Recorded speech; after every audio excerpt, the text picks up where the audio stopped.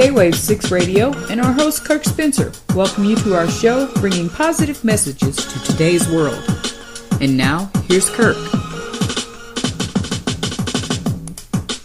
Hi, and welcome to K-Wave 6 Radio. Today my guest is Al Sussman, who is the author of the book Changin Times, 101 Days That Shaped a Generation. This is a book about the Beatles and how the Beatles, in his words, changed a generation in 101 days. This is going to be a very interesting interview. My guest is Al Sussman, and he has a happy, gregarious personality. You're going to enjoy this interview. But before I introduce him, or get him on the air, I should say, I just want to give a little shout out, if you will, to Jennifer Vanderslice, who is their publicist. This is Al's publicist, and as you heard about a week or so ago, also for Candy Leonard, who wrote another book on the Beatles.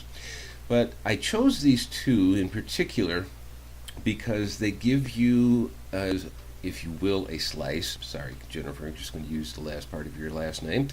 Give you a slice of a time that was changing moments in our history, especially in the United States, but in Canada, in Western Europe, so on and so forth, because it's not the pop culture that they're talking about, but how a band in particular changed, or was an integral part of change for those times. So without me stumbling over my words anymore, welcome to the show, Al. Hi, Kirk. How are you today? I'm doing just fine. I'm glad to have you here. Tell us about this 101 days that shaped a generation. Mike is yours, man. Well, actually, I do have to correct one small thing. Go ahead. In your introduction. This is not actually a Beatles book. Ah. It's really, I call it a portrait of a period of 101 days, beginning November 22nd, 1963, and ending March 1st, 1964. And what I did was I went into basically everything that happened during that period. And the Beatles obviously figure into it in a major way, but they actually there's actually only one chapter that's specifically about the Beatles. Ah, okay. Yeah. So it's really more of the entire scope of those 101 days. All right. That sounds good. So actually, well, I like history anyway, so why don't you just start with the usual, start at the start. Right. Exactly. I kind of the roots of this came about because I've always wondered why my generation, the Boomer generation, why we didn't remember anything about December 1963 other than it being the title of a mid-'70s Four Seasons hit that had nothing to do with December 1963. It was just simply a title and lyric device. Yeah. But it seemed that the period that December 63 was kind of this Boomer's black hole between the period of the assassination of President Kennedy and Break the Beatles in America. So that was kind of the root of the direct root of this.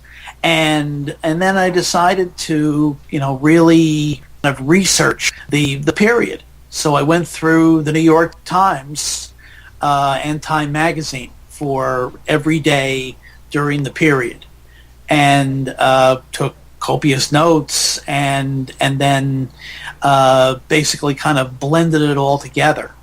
And what I did was I separated it up into, it's not this happened on November 22nd, this happened on December 5th, this happened on February 25th. What I did was I took different elements, and obviously the Kennedy assassination, is a major part of it. The Beatles are a major part of it. And then in between, there's politics, there's world affairs, there's technology, because the kind of the roots of the technological advances were actually on during this period.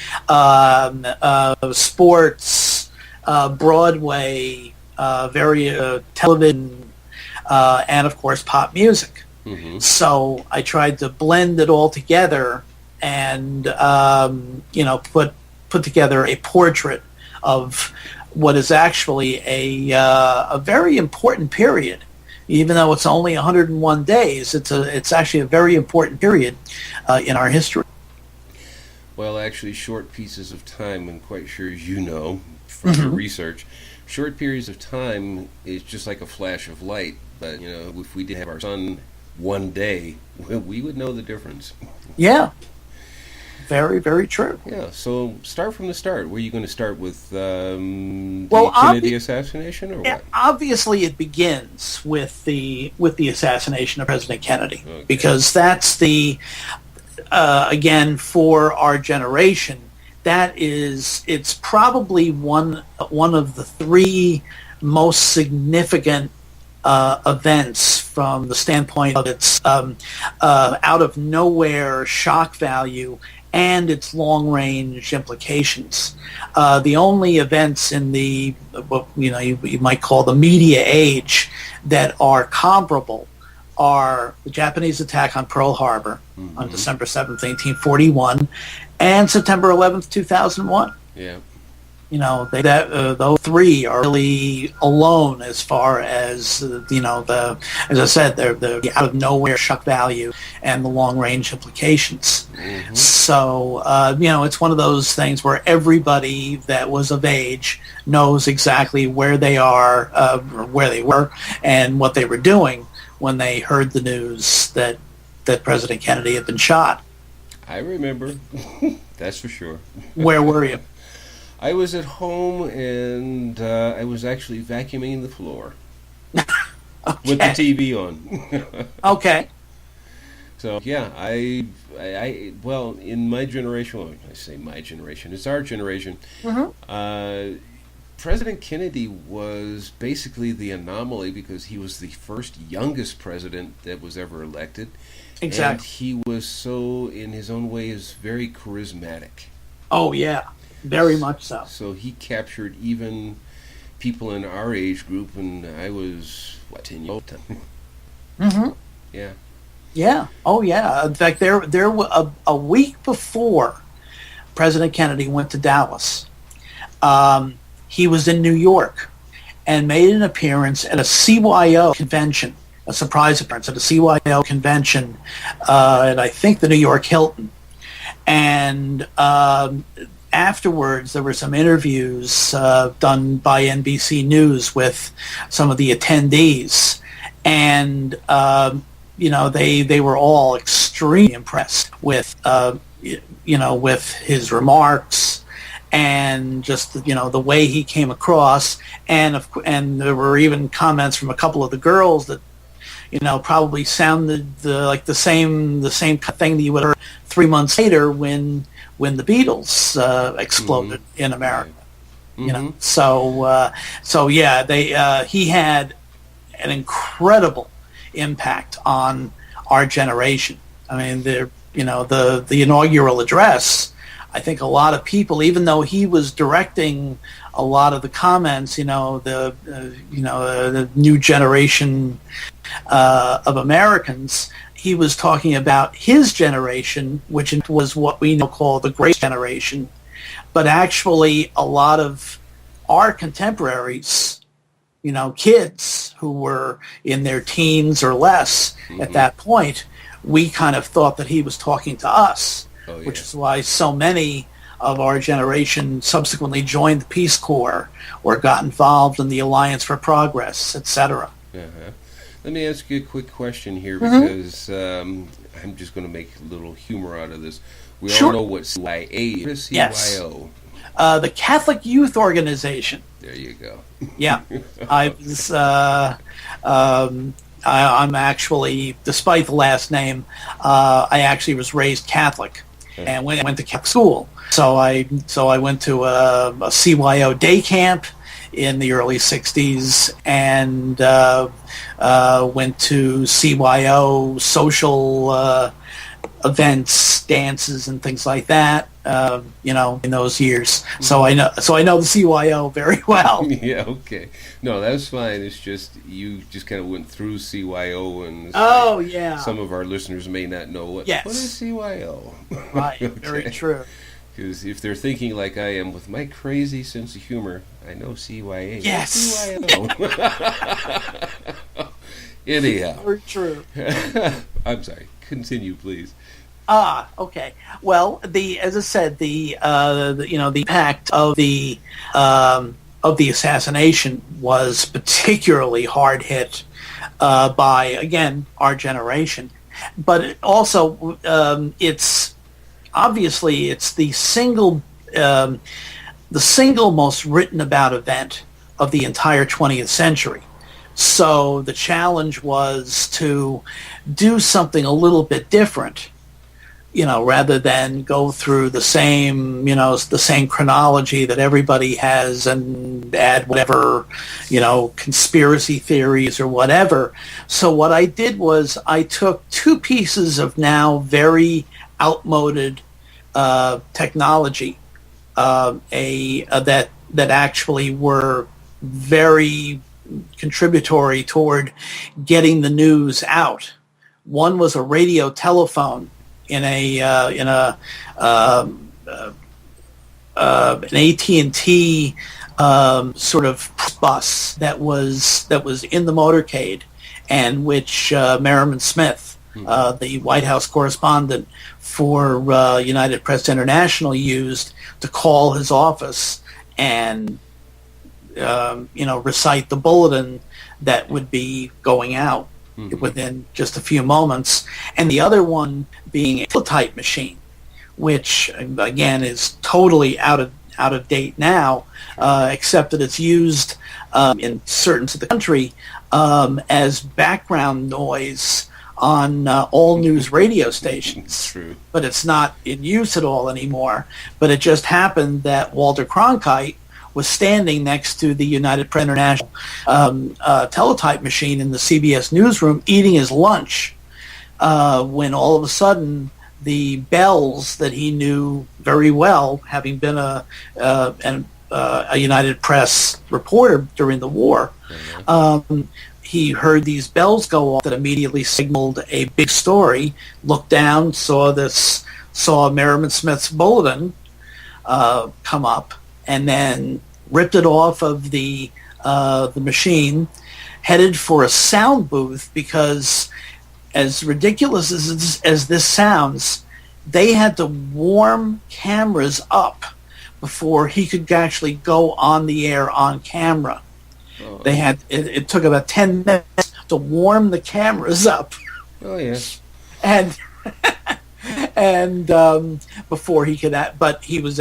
What he did was he went to a sound booth, they put a slide up with the CBS News bulletin slide, and interrupted As the World Turns with the bulletin that we've obviously seen so often over the years. In fact, I'm just curious, what were you said you had the TV on when you were vacuuming. What was on? Honestly, I don't remember what I was looking at. From all I can remember for now, the only thing I remember was seeing the motor. I don't know if I was watching the motorcade going through Dallas or not. No, you wouldn't have been watching the motorcade itself. Okay, because all I remember was just seeing the motorcade and seeing, the shot or whatever, and it was, my jaw dropped, and it was just like I lost a family member. Yeah. Yeah, it's very true. It was, again, especially for our generation, it really was like losing a hero. Yeah, well, exactly. Exactly. Yeah, it was, the only other person that in a lifetime that made such an imprint, which is not covered in your book because definitely more than 101 days later. Sure. It was 1968 when Martin Luther King was assassinated. Oh, very true. Because I was on my senior class trip in Washington on April 14, 1968. Yeah. So, and we, in fact, the next day we actually saw the rioting up close and personal. Before we got back to our hotel, and there was a message waiting for us to basically get the hell back to Washington or to Hackensack, New Jersey, where I went to school. So I remember the impact of that very well, and then even more so by Kennedy's assassination 2 months later. Yeah, exactly. Yeah. Well, we're going to take our first break right here, and we invite you to come back and stay with us, actually. Stay with us to continue our interview with Al Sussman, the author of Changin Times, 101 Days That Shaped a Generation. We'll be right back.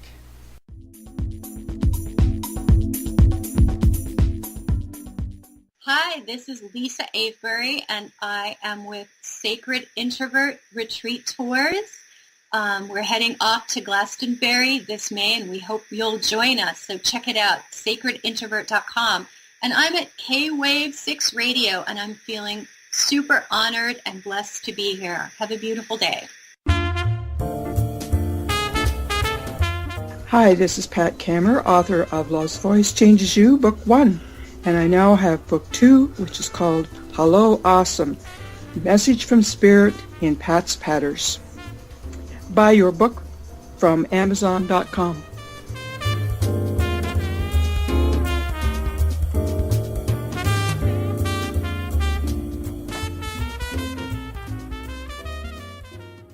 Hi, this is Ben Davidson of the Suspicious Observers, and you're listening to K-Wave 6 Radio.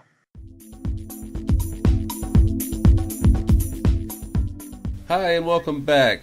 My guest today, as we introduced before, is Al Sussman, who is the author of the book Changin Times, 101 Days That Shaped a Generation. Just before the break, we were talking about the Kennedy assassination and how it influenced a generation and how actually he and I remember things from that time and age. So with that, Al, I think you said you wanted to continue on with a couple of more thoughts on that. Well, it's interesting that we remember that day and that weekend so very well, and yet I guess the population of this country, of the United States right now, is about 320 million, and roughly 210 million of those 320 million people were not alive on November 22nd, 1963, and that doesn't count also all the ones that were alive but were 2-3 years old and so had no concept of what was happening. Mm-hmm. So obviously an awful lot of people, because it's been 51 years, so an awful lot of people don't remember that time. And what tends to happen is that myths begin to, especially over the course of 51 years, myths tend to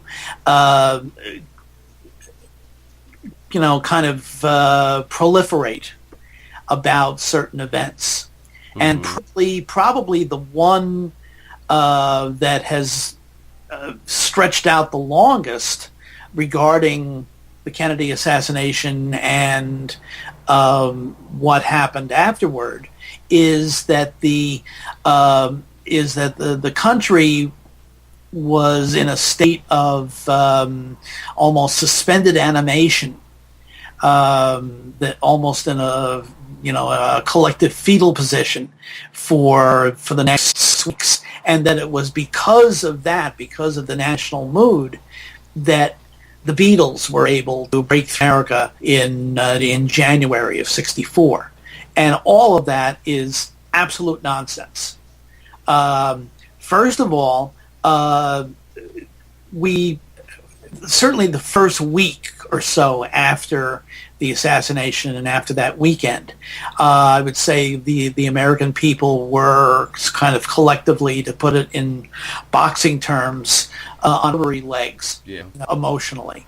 But, for instance, the Macy's Thanksgiving Day Parade, which was, Thanksgiving was, just 6 days after the assassination, and people probably are not aware that the Macy's Thanksgiving Day Parade that year went on as scheduled. In fact, they announced it Tuesday morning, the morning after the funeral and burial, that it was first thing. It was 9 o'clock on Tuesday morning. NBC and Macy's announced jointly the parade would go on as scheduled. Mm-hmm. And there was, in fact, a 6-page supplement in the Tuesday morning newspapers in New York. I think part of it was probably financial because of the fact that NBC had taken an absolute bath that weekend. The all of the advertising that they lost, and also the production costs of putting this unprecedented coverage together that weekend. So they lost a lot of money, and so to lose another big chunk of money from the advertising that would have come their way through Macy's Thanksgiving Day Parade, even though in those days it wasn't this 3-hour for broad shows that it is now. It was actually only an hour and a half. Yeah. But most of the advertising was actually for toy manufacturers. Uh-huh. But it's getting ready for Christmas. Exactly. But so I think there was probably a financial stake involved, but the parade did go on as scheduled.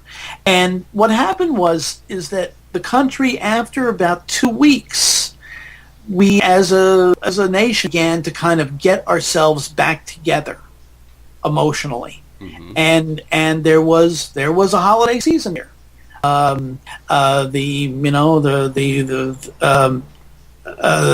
Rockefeller Center Christmas tree was lit as usual. Again, it wasn't the event that it is now, but it was lit, and there were holiday displays that were the usual kind of holiday displays in communities around the country. And in fact, Time Magazine, the second week in December, the lead article in their national news section was called "The Mood of the Nation," and their judgment was that by the middle of December, the country had gotten basically, not that they had, by in any means, forgotten about President Kennedy or about the assassination, but that we were going on with our lives. And they used as a symbol a building in Detroit, an office building, and people would just be going in and out just a regular business day, and didn't seem even aware of the fact that the wreath above the doorway to this business office wasn't a red and green Christmas wreath, but was a black mourning wreath. Mm-hmm. So that kind of thing. So gradually we kind of got back into into kind of a regular mode. And so for the national mood to have had any influence on the breakthrough of the Beatles is just a non-starter, because time-wise it just doesn't work. True enough. But I think a lot of people seem to think, since, as I mentioned, most people don't really remember anything about December 1963. It's almost as if their memory shuts down between the lighting of the eternal flame at Arlington National Cemetery on November 25th and the first time they heard "I Want to Hold Your Hand." But but there's 6 weeks between, and so it took that time for the country to, as I said, to kind of get back into kind of a normal emotional frame. Yeah. Well, even as we were talking about this before with another guest, it was a time where the generation and times were actually changed very rapidly back then. So yes, for what you're saying, it had to definitely be something that was short. I mean, I can remember, it was kind of a black hole, if you will, because you even mentioned that at the beginning, was during that time from the Kennedy assassination to the time the Beatles showed up. It was kind of a black hole. What happened? Yeah. We had a shocker, then we went back to normal, and normal was what happened before his death. I don't really remember. And then the Beatles. So right. Yeah. And of course everybody has their own, besides the fact that there are so many people who either were not alive at that point or too young to know. Also everybody had their, was involved with their own lives. All I remembered from December of 1963, beyond my own life and my own neighborhood, was that Frank Sinatra Jr. kidnapped, and being a big sports fan in those days, on December 30th. This is in the pre-Super Bowl era, Chicago Bears beat the New York Giants in the NFL championship game, which has been a source of irritation for 51 years. Well, it's okay. Chicago Bears don't do a whole lot right now anyway. So that's true. But I was just thinking about what you were saying, and I started thinking about it, and I said, actually, the time that was leading up to his assassination, Kennedy was out there. He was always in the press. His comparison, but it's usually some good stuff. But the biggest thing that was going on back before his assassination was, of course, the Cuban Missile Crisis. Right. And everybody, I remember a lot of people always talking about making the underground bunkers because they were afraid that we were going to get nuked. And I was trying to bug my parents to get one. Not so much because I was afraid, but I thought it would be cool to have an underground play area. Yeah, that's true. So, and, he wouldn't do that, so never mind. We didn't get one. But, yeah, and then, as you're saying, up to the point, he was in the news. When he was assassinated, there was that maybe 2 weeks maximum. Yeah, he's dead, the follow-up news of the investigations and all that kind of stuff for 2 weeks, give or take, and then it kind of died. Thanksgiving came along, next thing you know, we got Christmas, so we're just continuing on with the holidays. Yeah, it's very true. Even looking at the coverage in the New York Times, obviously the first week or so, the first, 10, 12 pages of the paper were dominated by this one story, but sure enough, by about the first week in December, it began other things. There were plane crashes. There was violence going on in Venezuela. There was, as I mentioned, the kidnapping of Frank Sinatra Jr. There were other. And also, of course, the constant, what I call the merry minuet that was going on between the United States, the Soviet Union, and Red China, because at that point there was a big ideological split between Soviet Union and Red China. So we were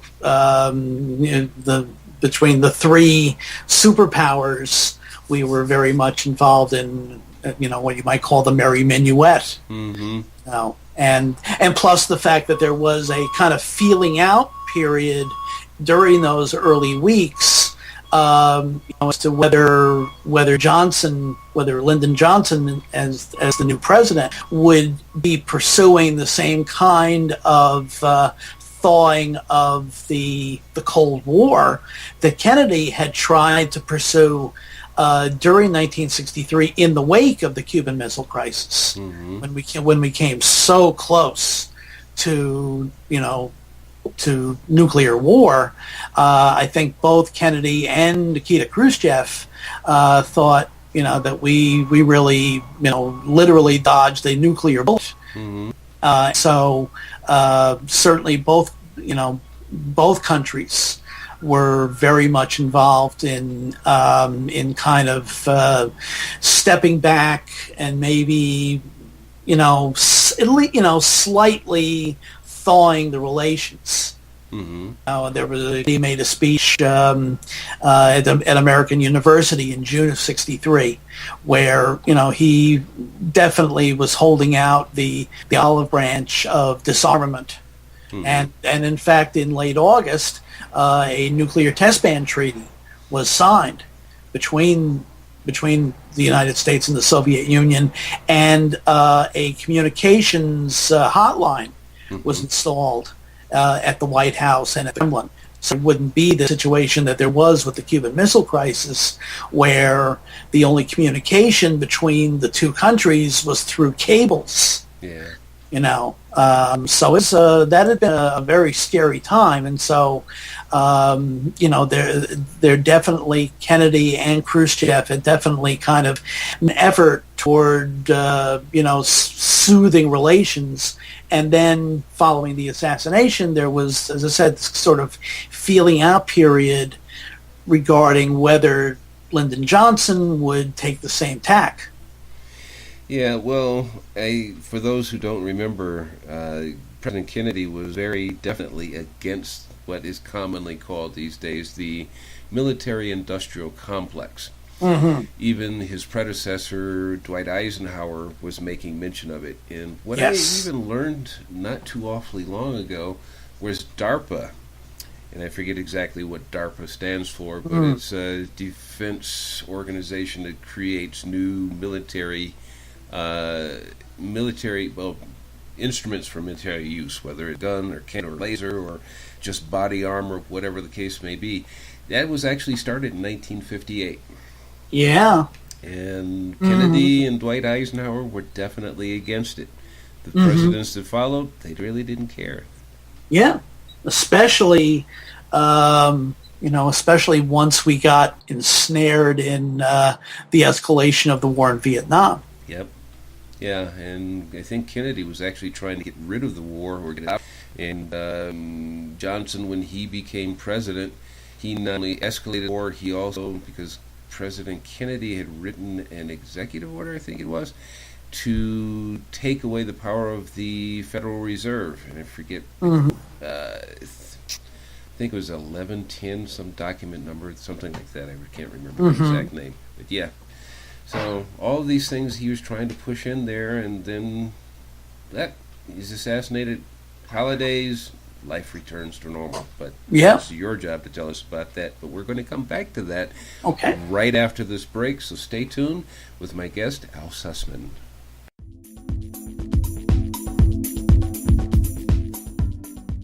Hello, this is Andy Peacher from Freedom Talk Radio. You're listening to Kirk Spencer on K-Wave 6 Radio.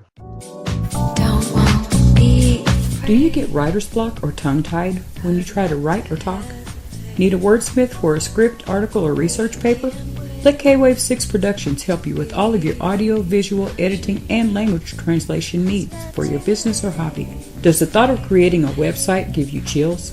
We also have webmasters to help you with all your website needs. Remember K-Wave 6 Productions.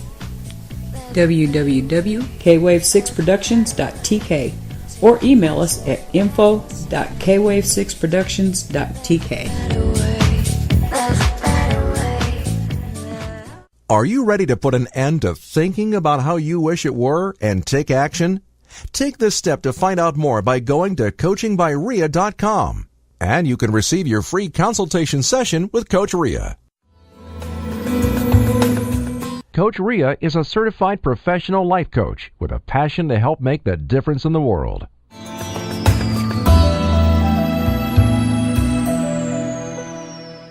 Hi, this is Candy Leonard, author of Beatleness, How the Beatles and Their Fans Remade the World. and you're listening to K-Wave 6 Radio with Kirk Spencer. Hello and welcome back. Again, my guest today is Al Sussman, the author of Changin Times, 101 Days to Generation. In our last segment, just before the break, we were talking about President Kennedy, and we've dwelled on that a lot. Kennedy had a great deal of influence on our generation, that time in our generation, which has brought us to this day. So we could actually go on and on and on and on about President Kennedy, but we're going to kind of step that aside just for a moment, and we're going to go into what we were talking about during the break, besides the fact that Al's going to come back and do a part 2, but just giving you that notice there. And we were talking about the Civil Rights Bill and its course in history. So, Al, you want to pick it up from there? Sure. It's interesting that the Civil Rights Bill was actually sitting in a House subcommittee on November 22nd, 1863. President Kennedy had submitted the bill to Congress of the events in Birmingham in the spring, and it was intended to be the most comprehensive civil rights bill since Reconstruction. There had been other civil rights bills, especially in the over the course of the 20th century, but they all were defanged through one way or the other by the Southern segregationists, House members and senators. Basically, I think the attitude was that this bill would have the same fate. But because of the fact that Lyndon Johnson had been a proponent of the last civil rights bill that had been passed in 1958, albeit a defanged civil rights bill, still he was able to use his considerable abilities in coercing his former colleagues in the Senate, particularly, and in the House, to be able to get that bill out of the subcommittee, which was the committee chairman was from Virginia, and saw absolutely no reason why this bill should ever make it to the House floor. Mm-hmm. But in fact, by early January, the bill indeed had made it to the House floor and passed the House on February 10th, and then was literally hand-delivered to the Senate as the period that I'm dealing with ends at the end of February. And then, of course, there was the the whole Southern filibuster, which lasted for much of the spring of '64 before finally Everett Dirksen of Illinois, the Senate, the minority leader, was able to basically shut down the filibuster and which allowed the passage of the bill. But it was, given its outlook in November, it was actually quite an accomplishment to get the bill onto the House floor and then into the Senate without it being totally immaculated, if you will. Mm-hmm. And so when it did pass, and when President Johnson signed it on July 2nd, it was indeed the most strongest and comprehensive civil rights legislation since Reconstruction. Amazing it took over roughly 100 years for that to happen, but hey, some things go faster than others. Yeah, and that's one of the kind of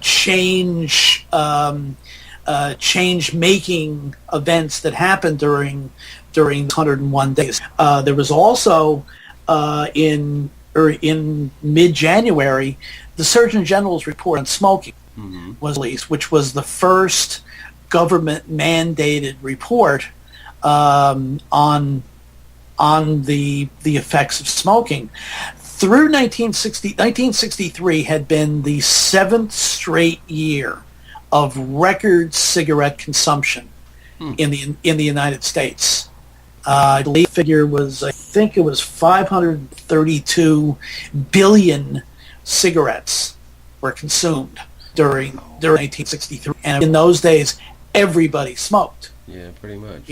Because in fact, if you've ever seen the early episodes of Mad Men, they really show how even in doctors' offices, the doctor would have a cigarette, come in the observation rooms and things like that. Oh yeah, there was cigarettes, and everybody pretty much drank socially. Yeah. It was a big deal on TV.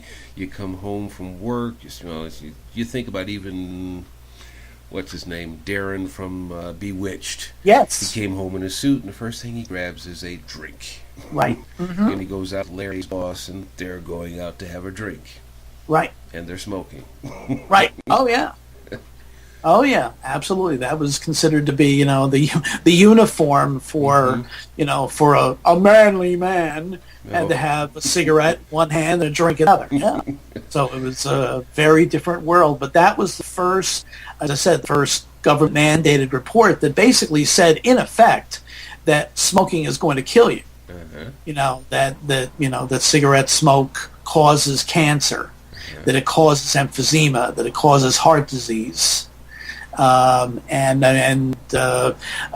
it really kind of put the brakes on that pattern of, as I said, 7 straight years of record cigarette consumption. It didn't, it didn't start a total downward spiral. It just kind of leveled off. Yeah. And then as the decades have gone, cigarette consumption has obviously dwindled decreased quite a bit, although still in this day, I don't understand why, but in this day and age, knowing what we do, that, there are still kids who feel that they're, that the way to be adult is to start smoking. Well, it's kind of weird because in our day, we used to have candy cigarettes. Yes. You could go out and buy a literal pack that looked like a cigarette pack, and inside were, I don't remember how many, it was 10 or something like that. Yeah. Little candy cigarettes with a little red tip like you were smoking. Yeah. Yeah. Exactly. That was different, but these days, there's, as far as I know of, there's no such thing as a candy cigarette out there anymore. No, now what they're doing is the manufacturers of these e-cigarettes, these electronic cigarettes, they've been manufacturing them in different flavors, that might appeal to young people. Well, that was the pipe industry. You get cherry peach and all these other different flavors, but pipes you didn't need to smoke.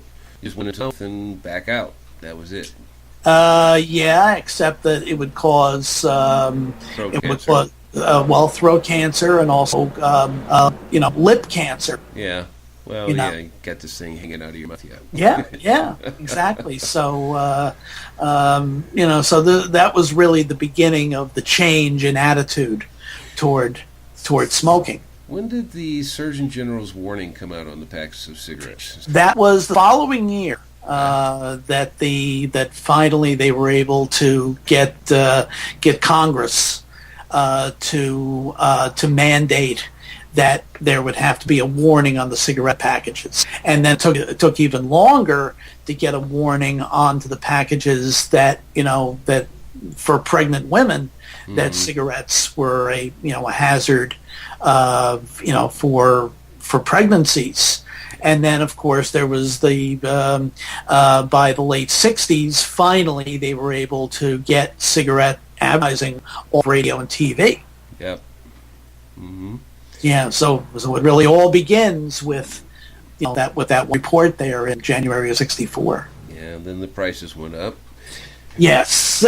Oh, yeah, because when I was in the Navy, you could get a pack of cigarettes for 30 cents. Oh my God, that's amazing. Yeah. So, yeah, that was the early 70s. So, Yeah. yeah. Right. Now you get one cigarette for that that low price. Isn't that the truth? So, where do we go from here? We've covered the civil rights. We've covered. Well, as a matter of fact, actually, at the same time in early January, Pope Paul VI, who in fact just the other day was beatified by Pope Francis. Pope Paul VI, who had succeeded John the 23rd, and was continuing 23rd's policy of kind of dragging the Catholic Church into the 20th century through the Second Vatican Council. In January of '64, he became the first pope to leave Italy since about 1809, I believe, and the first pope to fly in an airplane, and flew to Holy Land. Yeah, Avia became the first pope to journey to the Holy Land. Now, unfortunately, there had to be some diplomatic tiptoeing because of the fact that the Vatican did not yet recognize Israel. That's true. So able to actually have any meetings with any Israeli officials, but he still was able to kind of tour the Holy Land and visit points that obviously nope had ever seen before. Yeah. Had ever seen before. Yeah. Huh. And at the same time, the Vatican II had finished its second session, and the main change that came out of that was the change in the Mass itself. The fact that the Mass would be in the language in which it was being served. I remember hearing something about that. Yeah. And that the priest would be facing the parishioners instead of having his back to them at an altar. So again, this was bringing the church into the 20th century. Yeah, I remember. I didn't grow up Catholic. Didn't know much about Catholicism back in those days. But I do remember a lot of stuff that was coming up through news, which kind of makes me think, I talk to kids these days, they don't know anything about news. Back in those days, you couldn't get past anything without knowing something about in the news. We used to go to school and we would talk about what happened in the news. I'm talking about elementary school. Oh, yeah. And nowadays, it's what? What's going on? They can tell you about Justin Bieber, but they can't tell you about what's going on in the world. But now those are times that changed. Yeah. Yes. Unfortunately. Yeah. And that's even there are now so many other avenues to be able to get the information.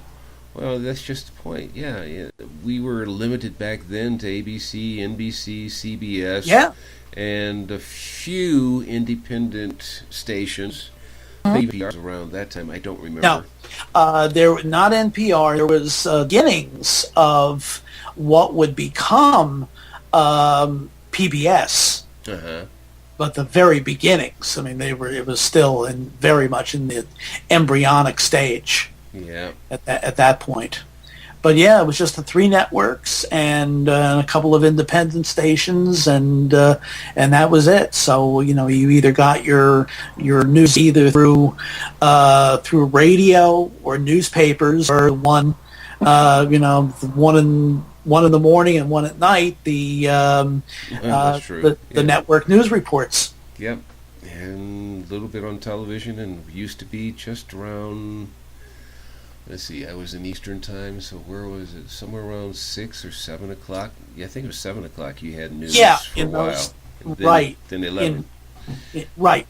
And in fact, it had only been in September of '63, CBS Evening News went to a half hour. Mm-hmm. It had been 15 minutes up until that point.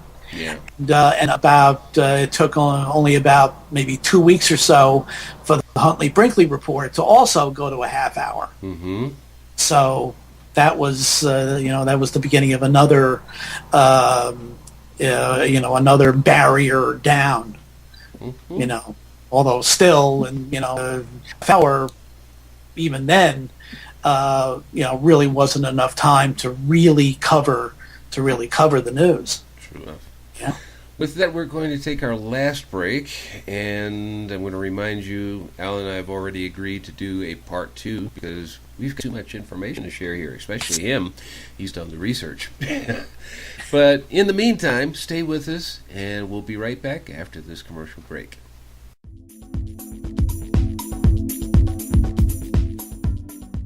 This is Belinda Farrell from Find Your Friggin' Joy at www.hunahealing.com, and you're listening to K-Wave 6 Radio.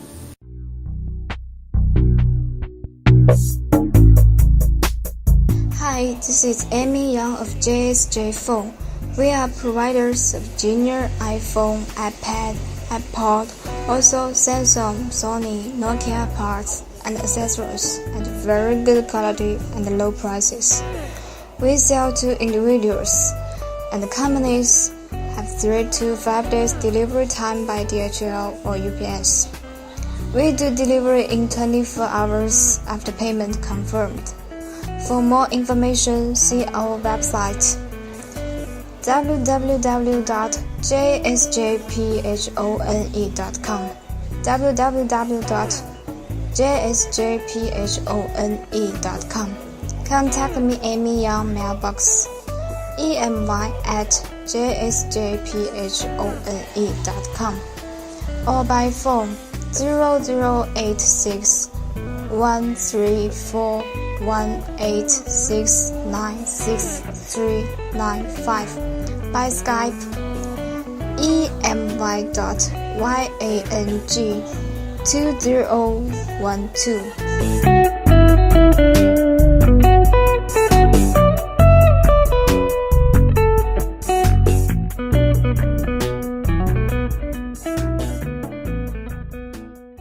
Yes, honey. This is Marlo Wright of mbymarlo.com, and you're listening to K-Wave 6 Radio.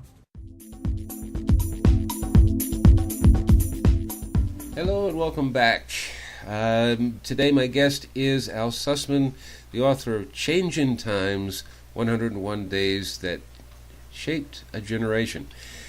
On every break that we talk about, we just keep saying, yeah, we're going to have to do a part 2, and I think we might even do part 3 before all of this is over with. It's just we're having so much fun just talking with each other and whatnot, and our breaks actually last longer than what you really know, but that's okay. Anyway, before we finish with this particular episode for our show, we're going to touch on, or Al's going to touch on, a little bit about sports and how things changed and some dramatic changes that you may not even remembered that were changing around that time. And because of Candy's interview that was before us, we're just going to touch very little on the Beatles. So, Al, you've got the mic. Thanks, Kirk. Appreciate it. It would help if I can get your name correct. That's okay. I have that problem sometimes myself. Oh, I'm sure. Including my own name. Yes, indeed. But it was, among all the other changes that were going on during those 101 days, even in the what they generally call the toy department of life, sports, there were changes going on there as well, stylistic changes, and also it was the very beginning of the big money era in sports, where large quantities of millions of dollars were being thrown at the various sports leagues in exchange for the rights to televising their games. For instance, the National Football League their games had been televised by CBS since the late 50s, and they generally would every 2 years would negotiate a new contract. And in 1962, they had negotiated a contract for $9.3 million. $9.3 million. So 2 years later, at the beginning of '64, Pete Rozelle, the commissioner of the NFL, decided that it might be a good time to basically put the NFL rights up, basically in effect an auction. So he basically had all of the networks, the three networks. When I say all of the networks, all three of them, put up a bid, and then see what the winning bid would be. And it turned out that the winner was CBS. So for another 2-year contract, but this time the contract was for $28.3 million. Okay, can I pause you for a second right Yes. there? I want to bring up something that probably our listeners know, or at least some of them don't know, because I'm going to assume the baby boomers, they may listen. But for those of you who are not old enough to know this, $28 million back then was a lot of money. Was a lot of money. And I'll give you the example. Al, how much was the average minimum pay per hour? It's in the book, and I'm trying to think of it right now, and it was, I think it was roundabout about $1.10, I think. Yeah, because in 1968 it was $1.65, I believe it was. Yes. And so we were talking about $1 an hour. You got $20,000 a year back then. You were wealthy. Well, upper middle class, or definitely middle class. So it's $28 million doesn't sound like much now. No, that's how much a player gets right now. Right. Yeah, exactly. And what they did, and those $28.3 million were then divided equally among all of the NFL teams. So that was a lot of money. And then what happened was literally a couple of weeks later, NBC, which was one of the two losers in this auction, they then signed a 5-year, $36 million deal for the American Football League games. And that the AFL games had been televised by ABC during the first 4 years of the league's existence. And this infusion of money, this $36 million over 5 years, it basically kept the AFL alive, and in fact made it then possible a couple of years later for the merger with the NFL, which really accelerated the what they call the golden era of pro football once the merger went into effect in 1970. Yeah. But those were the two big money, the first two big money contracts. And so that was a big change right there. And also NBC had signed a new deal with the Orange Bowl, the annual Orange Bowl game, which in those days was played on New Year's Day.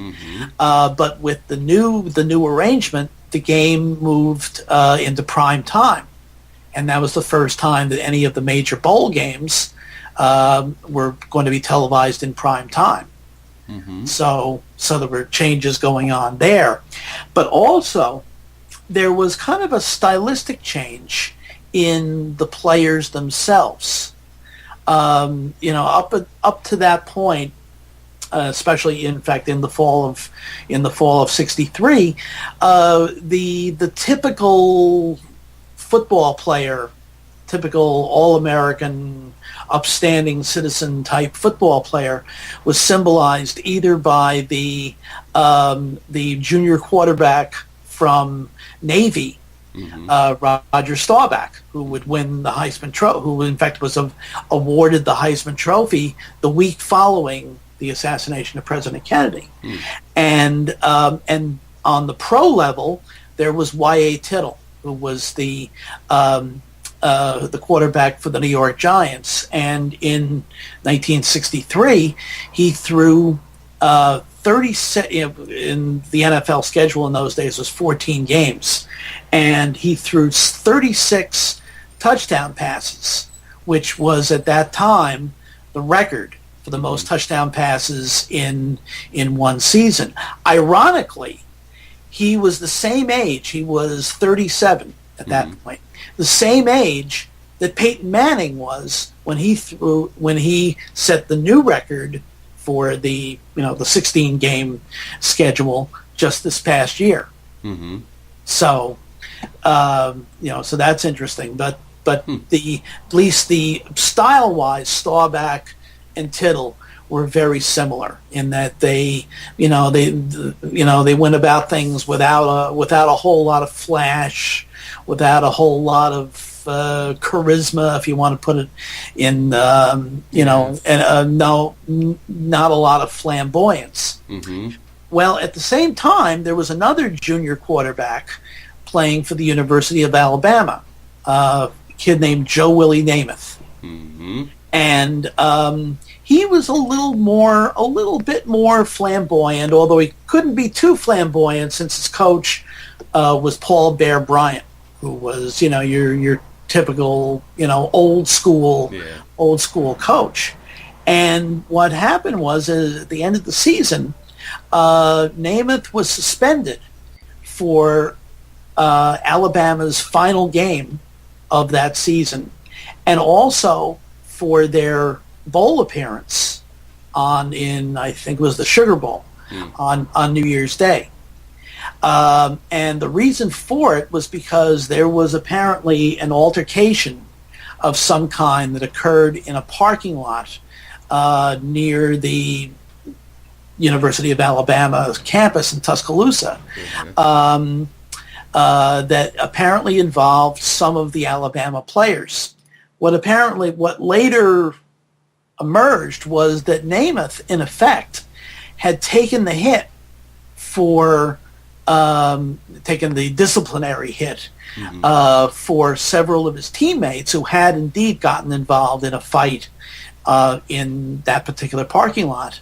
And what's interesting about that is that when Joe played for the New York Jets as a pro, he was known for being that despite all the publicity and all the trappings of the Broadway Joe image and all, he was really known to be a very good teammate. And there's a good example of that right there. But certainly in comparison to Roger Staubach, Joe Namath was a little bit more flashy, a little bit more flamboyant. He wasn't playing yet with white shoes, but certainly in style, he was a little flashier than, say, a Roger Staubach. Then there was also, but the real change came with this loquacious contender for the heavyweight boxing championship from Louisville, Kentucky, a kid named Cassius Marcellus Clay. His, again, instead of being humble and saying that he was lucky to win fights and things like that, he basically took the tack of professional wrestlers, bragging about himself and how pretty he was and how nobody could beat him, and he would even predict the round in which he would knock out his opponent, and more often than not, he was hang on a second, get rid of that. More often than not, he was pardon me. That's okay. More often than not, he actually paid off on those on those predictions. Uh-huh. And so in late February, he was scheduled to fight for the heavyweight championship against Sonny Liston, who in his last two fights had knocked out the previous champion, Floyd Patterson, in the first round. Uh-huh. in both fights.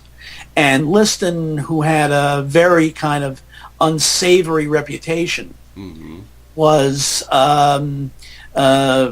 was something of a hood. He also was basically a bully. Yeah. And so he had no use for this this braggart kid from Louisville, Kentucky.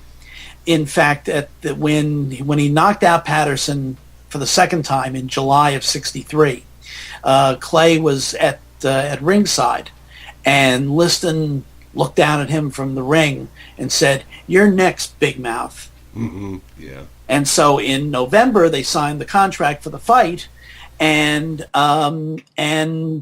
Clay played it for everything he could, as far as publicizing the fight, but also publicizing himself. And when in February of '64, he began seriously training for the fight in Florida. For one thing, he had one day he had a photo op, in fact, with the Beatles, uh-huh. who were in Florida for their second appearance on the Ed Sullivan Show. But also he would make these trips over to Liston's camp to try to, provoke Liston into coming out and getting into a photo op type skirmish, mm-hmm. which didn't really happen. But then on the day of the weigh-in, which was the day before the fight, on this would be February 24th, Clay went into, and really what turned out to be an act, but looked as if he was going crazy. He was shouting and screaming and pointing at Liston, and it was difficult to even get readings. Turned out his blood pressure was sky high. So was his heart rate, and the commission, the boxing commission in Florida, they were about to call the fight, and then Angelo Dundee, who was Clay's trainer, basically said, "No, look, I'll get my guy, I'll get him calmed down, and we'll be able to get going on this rather than lose a big ticket fight." Mm-hmm. So they got Clay out of the gym into the car, and Dundee took his blood pressure, and it was absolutely normal. His heart rate was absolutely normal. His pulse was absolutely normal. What he had done is he had gone into an act because he knew that Liston was a bully, mm-hmm. and that bullies, the legend is that bullies tend to be scared of crazy people. And mm-hmm. so he basically psyched Liston out by saying, by intimating that he was absolutely crazy, he was afraid, to fight, whatever. So and it turned out he had indeed psyched out Liston. Only thing is that the most of the media of that time, they thought that not only would Liston win the fight, but that, especially since he had knocked out the previous champion twice, in the first round. And there had been, in other championship fights recently, there had been a couple of deaths. The press of the time seemed to be convinced that not only would Liston win, but that he would probably have a chance of hurting Clay quite a bit. Turned out that it was not that way at all, because they totally overlooked the fact that Clay was several inches taller than Liston, had a longer reach, and was much, much faster. Yeah.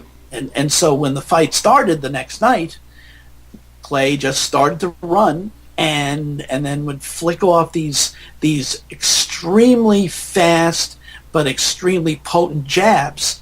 By the second round, he had opened up a mouse under Liston's eyes, or under one of Liston's eyes, and which was the first time, and it was the first time that Liston had ever had to taste his own blood. And so, again, he was completely psyched out. Yeah. And so eventually, by the sixth round, his punches weren't, they weren't, they had no effect whatsoever. He supposedly had hurt his shoulder and had mouses under each eye. And then finally, after the sixth round, rather than go on with the fight, and in fact, Clay had, months before, had predicted that he would knock Liston out in the eighth round. So rather than go on with it, Liston quit on his stool at the end of the sixth round, and that became, that phrase, quitting on his stool, became kind of a metaphor for losing without dignity. Yeah. Let's put it that way. Yeah, I think this guy can do it. He's going to whip my you-know-what, so I think I'll just sit this one out. Exactly. Not only had he totally psyched Liston out, but also he had shown his abilities as a fighter, and completely bamboozled the media of the time, who had to they had to admit, but were very slow in admitting that he was a real, legitimate fighter, rather than just a braggart trying to use the Gorgeous George playbook. Yeah, kind of going back to happy days where Fonzie could not say I was wrong. Yes. I wasn't right. Exactly. Unfortunately, Al, we do have to come. Yes, cut this one, so I'm going to let you finish with some closing comments here, and we'll finish it as soon as you finish your closing comments. Okay. I should, for people who really are not familiar with the name Cassius Clay, I should probably, just as a postscript, mention that the day after the Liston Clay fight, he confirmed rumors that had been going around his training camp that he was studying to become a black Muslim. And indeed, within a few weeks, he would change his name to Muhammad Ali. There you go. Who would become probably among the, most famous pop culture figures in the world over the next decade or so. Indeed. With that, I'm going to remind our listeners that Al will be back for definitely a part 2, possibly even a part 3. The way we talk, I think it might even go to a part 4. Who knows? Who knows? We'll see how it goes. As you can tell, we have a lot of fun here, and he has a lot to tell. But to close out the show, the usual reminders is you can listen to us via iTunes, Stitcher, podcast.com. You can get us on an RSS feed and on YouTube.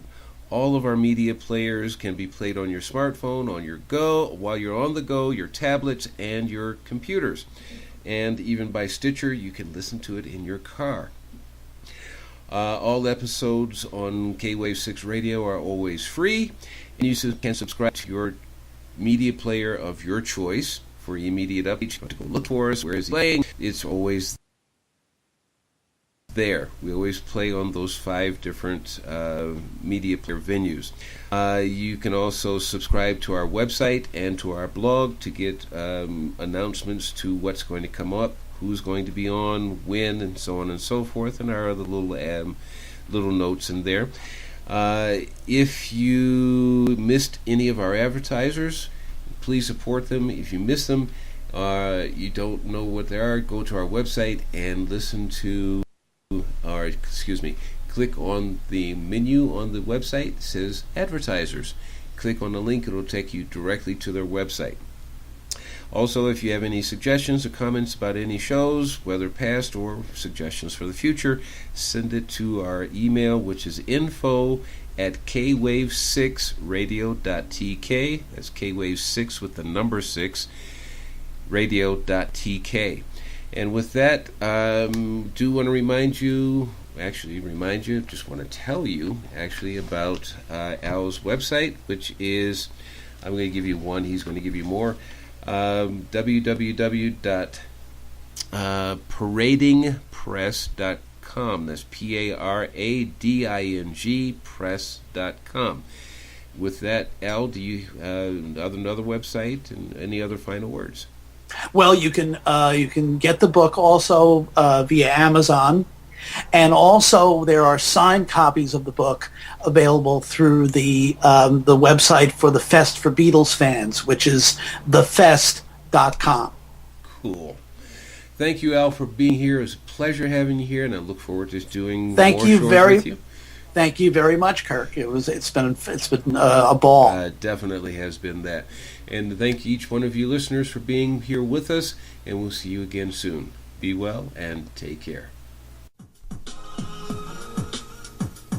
Thank you for being part of our audience. For more information about K-Wave 6 Radio and the services we offer, go to www.kwave6radio.tk.